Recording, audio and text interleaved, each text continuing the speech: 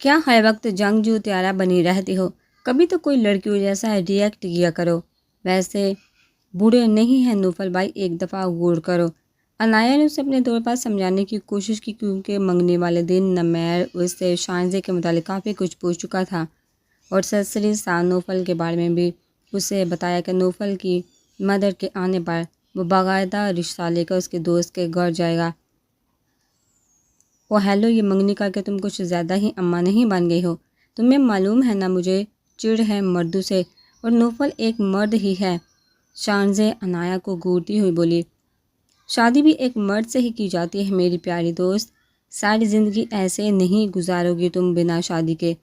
عنایہ اس کی گھوڑی کو ہاتھوں میں لائے بغیر اس کا برین واش کرنے لگی۔ تمہیں میری ساری پرابلم معلوم ہے عنایہ، میرے گھریلو حالات، ایک امی کے سوا میرے پاس کون ہے بھلا؟ یہ ساری بات ایک طرف، مجھے یہ مرد کی ذات نہایت مفاد پرست لگتی ہے، صرف اپنے فائدے کے لیے عورت کے پاس آنے والی قوم ہے یہ۔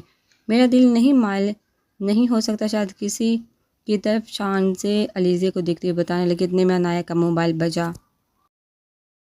ہیلو نمیر بھائی، کیسے خیریت؟ نمیر کے موبائل پر کال دے کر عنایہ کو حیرت ہوئی۔ کلاس آف ہو گئی تمہاری؟ نمیر کا موبائل پر لہجہ بالکل سیریس لگ رہا تھا۔ جی بس کر جانے والی ہے۔ وہ سب ٹھیک ہے نا؟ عنایہ نے اس سے پریشان ہو کر پوچھا، کیونکہ نمیر نے اس طرح کبھی کال نہیں کی تھی۔ نہیں یار، خیریت نہیں، تم باہر ہو، میں تمہیں لینے آیا ہوں۔ نمیر کی بات سن کر اب عنایہ کو پریشانی ہونے لگی، اس لیے وہ جلدی سے شائنزے کو بائے کہہ کر کالج سے باہر نکلی۔ نمیر اس کا کار میں انتظار کر رہا تھا۔ کیا ہوا نمیر بھائی، سب ٹھیک ہے؟ ماموں جان خیریت سے ہے نا؟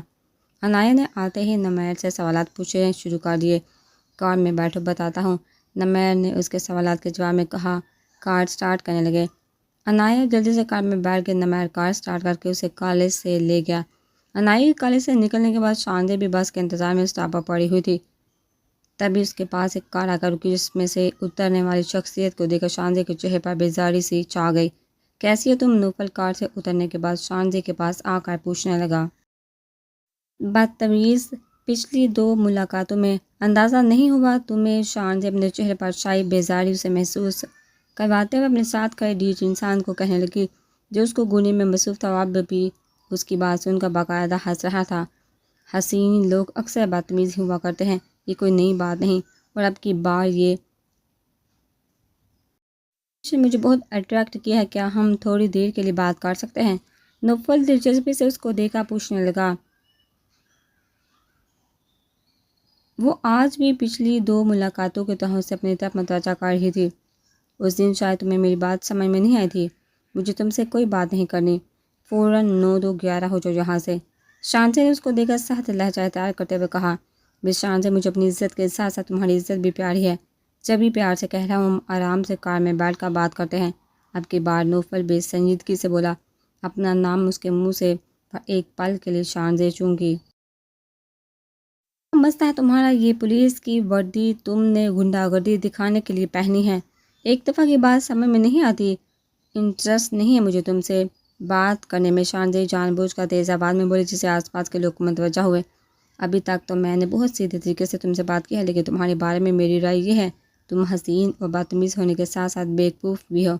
تمہیں اندازہ ہونا چاہیے، پولیس والے انگلی ٹیڑھی کر کے گھی نکالتے ہیں۔ نوفل نے شائنزے کے چیخنے کا نوٹس لیے بغیر اس کا بازو پکڑ کر اپنی گاڑی میں بٹھا۔ تم میرے ساتھ اس طرح زبردستی نہیں کر سکتے۔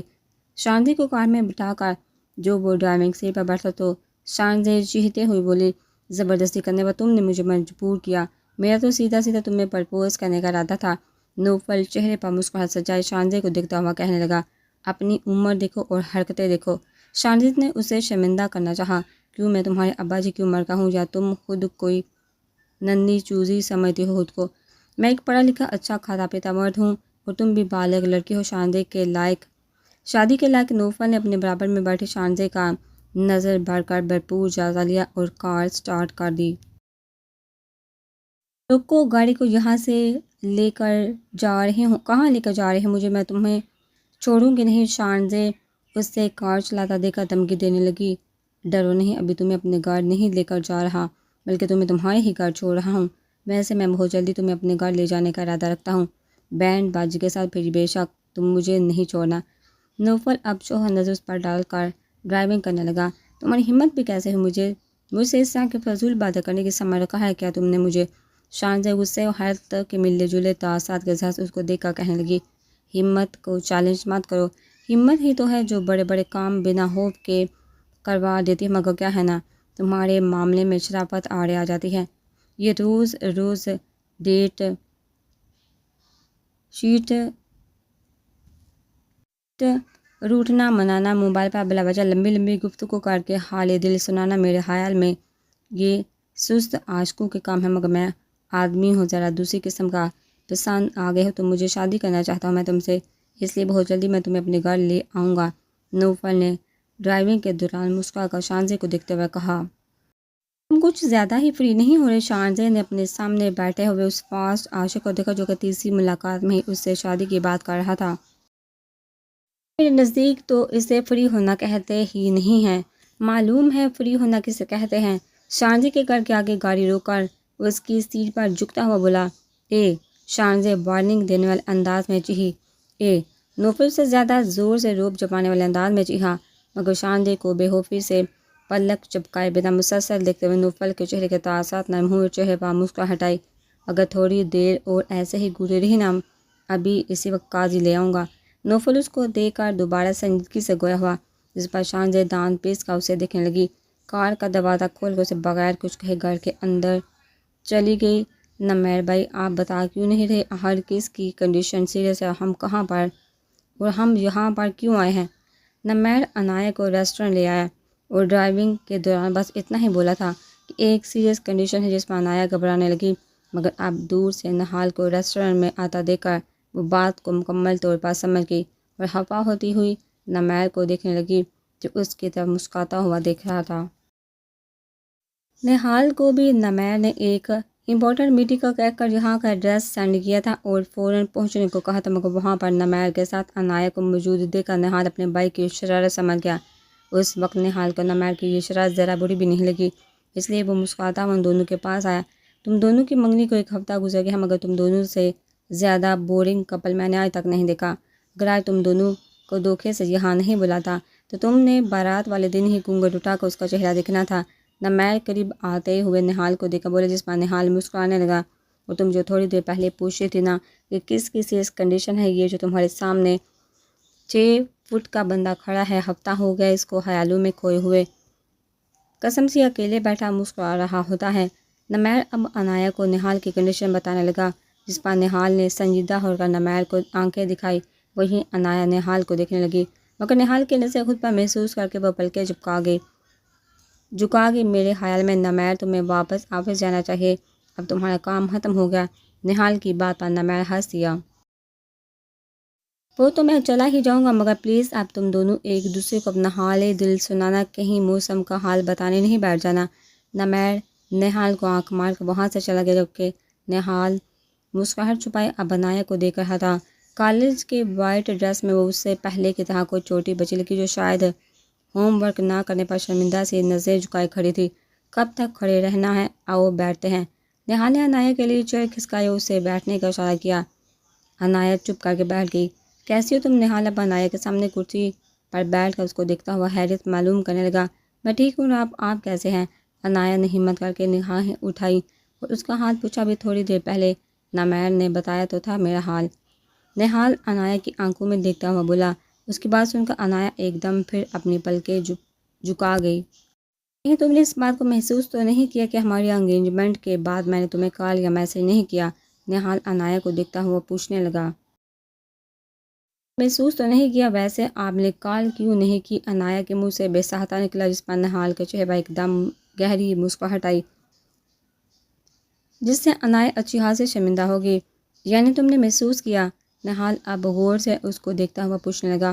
ایسی بات نہیں، میرا کہنے کا وہ مطلب نہیں تھا۔ انایا اپنی صفائی پیش کرتے ہوئے بولی۔ تو پھر جو مطلب تھا بغیر شرمائے مجھ سے شیئر کرو۔ نہال انایا سے پوچھنے لگا۔ انگیجمنٹ میں بعد سب ہی ایک دوسرے سے فون پر بات کرتے ہیں نا، تو میں سمجھ رہی تھی شاید آپ بھی۔ انایا نے اپنے دل میں آئی بات نہال سے شیئر کی۔ انایا تمہیں معلوم ہے مجھ میں اور نمیر میں صرف 1 سال کا فرق ہے، اس کے باوجود ہم دونوں کی بہت سی عادتیں ایک دوسرے سے ملتی ہیں، مگر شادی کے بعد کو لے کر ہمارے نظریات ایک دوسرے سے بالکل مختلف ہیں۔ نمیر کی سوچ ہے کہ شادی سے پہلے لڑکا لڑکی میں انڈرسٹینڈنگ ہونی چاہیے تاکہ وہ دونوں ایک دوسرے کی عادتوں سے واقف ہو، ایک دوسرے کے مزاج کو سمجھتے ہوئے اپنی شادی شدہ زندگی اچھے سے گزار سکے۔ مگر میری سوچ اس معاملے میں تھوڑی مختلف نوعیت کی ہے۔ مجھے ایسا لگتا ہے شادی سے پہلے قائم ہونے والے رشتے میں لڑکا لڑکی ایک دوسرے سے ایکسپیکٹیشن زیادہ رکھ لیتے ہیں، اور جب وہ ایک دوسرے کی ایکسپیکٹیشن پر پورے نہیں اترتے تو ان دونوں کے بیچ ناچاکیاں پیدا ہوتی ہیں، جس سے ان کا ایک اسٹرانگ ریلیشن ویک ہو جاتا ہے۔ میں نے اپنے دل کے دروازے کو کبھی بھی کسی معمولی دستک سے آج تک کھلنے نہیں دیا۔ مجھے ماما کی چوائس پر بھروسہ تھا اور میں اب بھی سیٹسفائیڈ ہوں، لیکن اگر تم کہتی ہو تو ہم کال پر بات کر سکتے ہیں، کیونکہ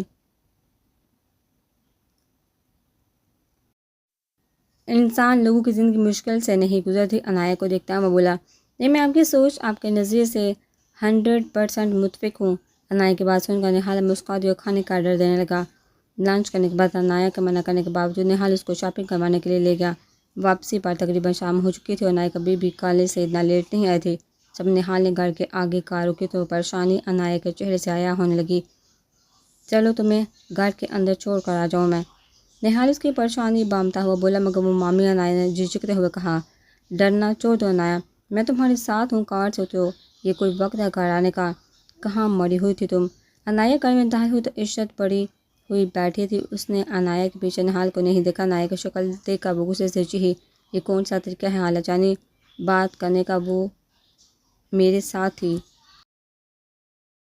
سربت اور نہال ان دنوں کو عشرت کی یہ بات پسند نہیں تھی کہ وہ کسی آئے گئے کا لحاظ کیے بغیر عنایت کو بری طرح ڈانٹتی تھی۔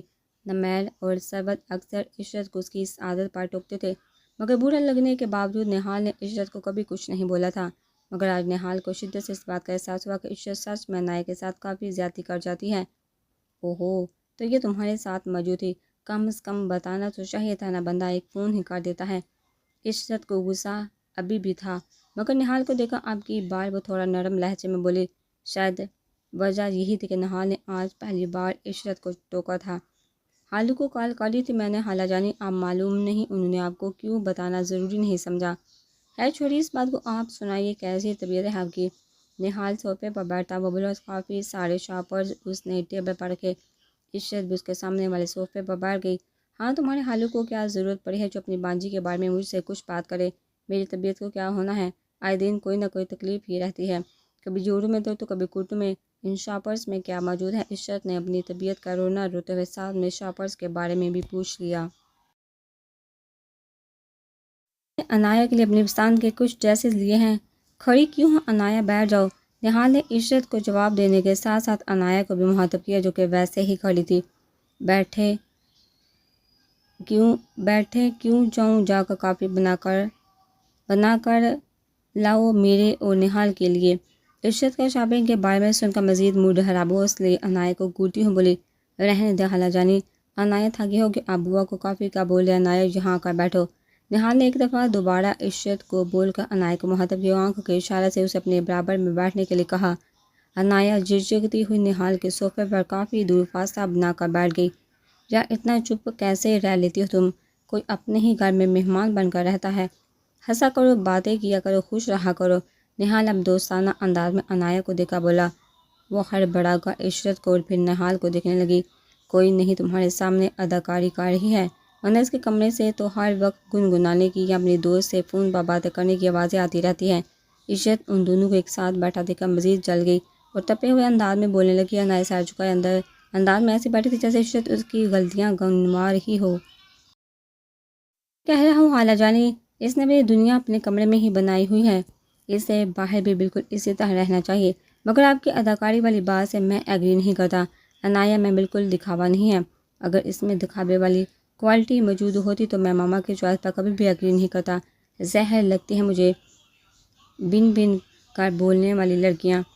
نہال نے عشرت کو دیکھتے ہوئے کہا تو عشرت مزید کلس کر رہ گئی، کیونکہ وہ 3 ماہ سے منال کا ایسے ہی سٹائل ہو گیا تھا، منہ بنا کر بات کرنے والا۔ خیر جو بھی ہے، ابھی تمہاری منگنی ہوئی ہے، شادی نہیں، حصہ منگیتر کو لیے پھرنا کوئی زیادہ اچھی بات نہیں ہے۔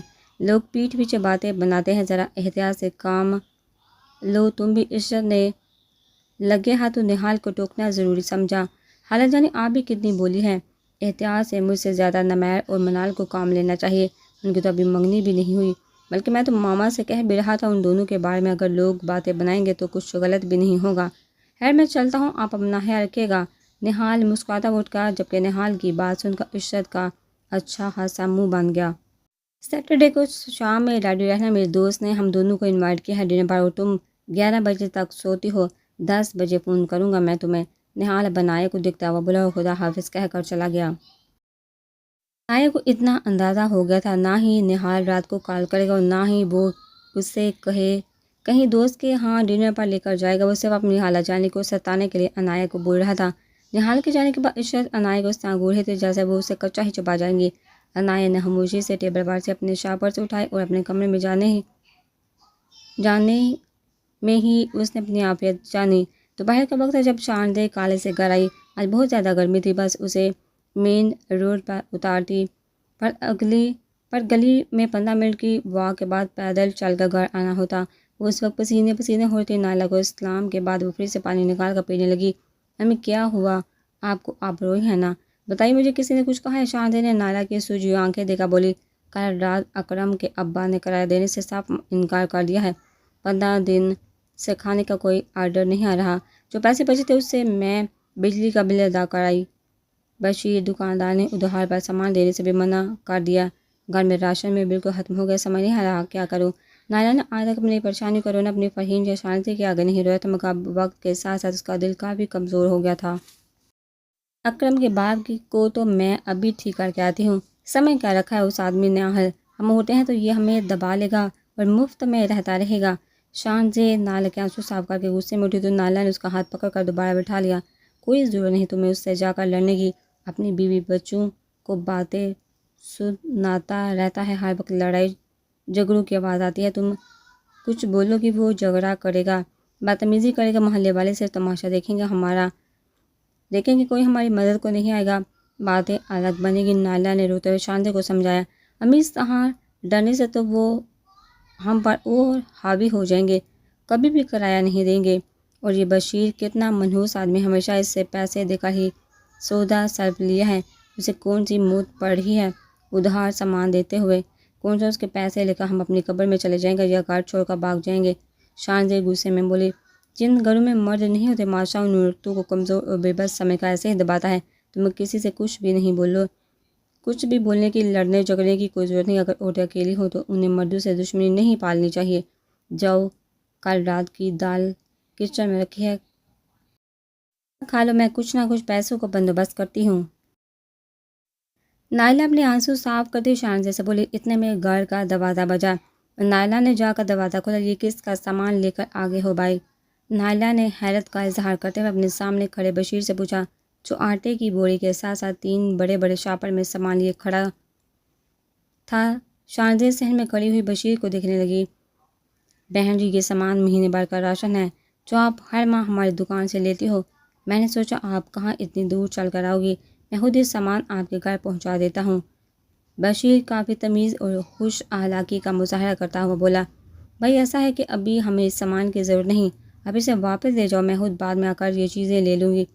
سارے سامان کی ضرورت ہونے کے باوجود پیسے نہ ہونے کی وجہ سے نائلہ نے بشیر کو جواب دیا، بہن جی اب یہ سارے سامان میں واپس لے کر تو نہیں جاؤں گا، یہ سامان آپ رکھ لو، پیسوں کا مسئلہ نہیں، جب کبھی آپ کے پاس ہو آپ تب دے دینا، آپ ہماری پرانی گاہک ہو، کوئی مسئلے کی بات ہی نہیں۔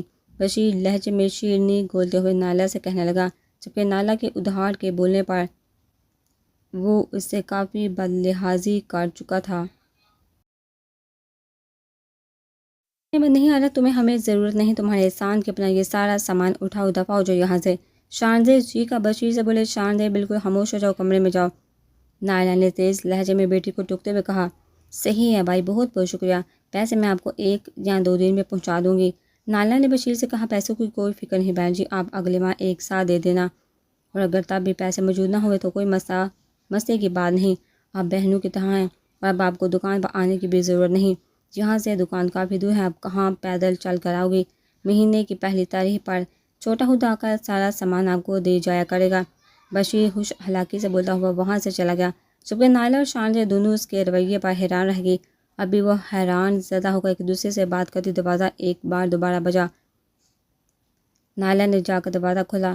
14 سالہ بچہ جو کہ گوشت دکان پر کام کرتا تھا سامنے کھڑا تھا۔